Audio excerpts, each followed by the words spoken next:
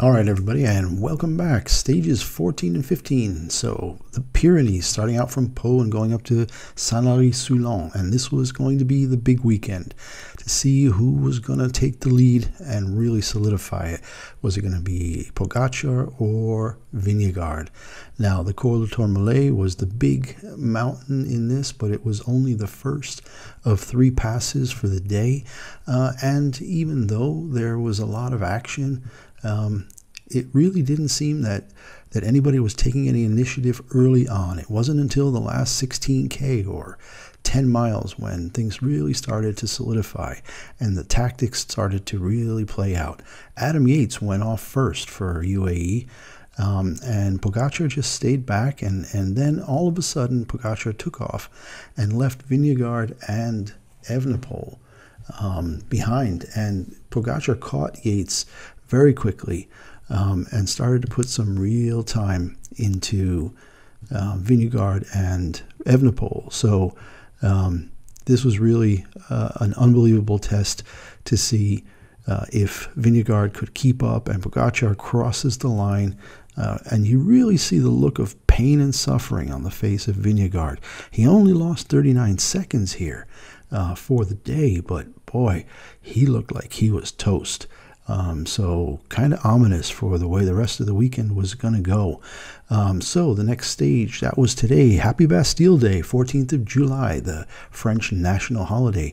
And you could see early that everybody was taking care of Tadej. I mean, water bottles, ice. It was really hot up there, a little hotter than anybody thought. But Visma Lisa bike was sticking together and really pulling Vingegaard up. He was wearing the polka dot jersey, even though it's really Pogačar's right now, but the second place person gets to wear it.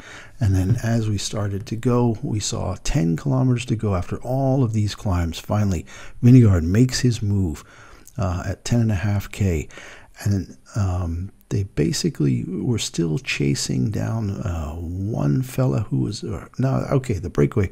Yeah, there were still 2 or 3 guys up ahead, but they caught them finally. And Vingegaard just kept going, and then this really said it all. At 10K, Pogačar gets a water bottle and goes no hands, douses himself, cools himself off, and says, you know what? I can take whatever you're going to dish out today, Vingegaard. And this went on for 5K. Vingegaard trying and trying to pull away, gets up out of the saddle at 5.5K to go. And then there comes this moment where he looks back and says, what, are you still here? And Pogačar says, yeah, and you know what? Now that you sat down, I'm gone. And off he went. Pogačar just took off.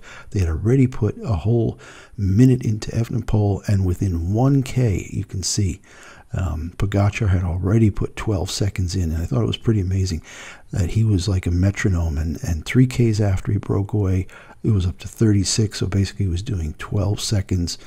And in the end, I think it was a minute 3 that Pogačar put into Vingegaard, taking another stage, his 3rd stage win. So a minute 8 over him and 2:50 over Evenepoel. So Evenepoel is now 5 minutes back, Vingegaard 3 minutes back. And while there are difficult stages ahead on stage 19 and 20, more Alps and mountain stages, really difficult. And then the final stage is that individual time trial over 33K with a category 2 climb. It's looking like Pogačar has pretty much sealed this up. I just don't see the way Vingegaard could come back looking this destroyed. Now, you could have mechanicals, you could have illness. COVID is still a problem. They've reinstituted a mask mandate for the remainder of the tour for riders when dealing with fans and reporters, and I think even families. So really interesting to see what will happen, but I think Pogačar may have it wrapped up. So we have an off day tomorrow, then 2 stages for the sprinters, and then again those 2 final stages that are in the mountains before the time trial at the end of the week. I hope you enjoyed this, and we'll see you later in the week. Bye now.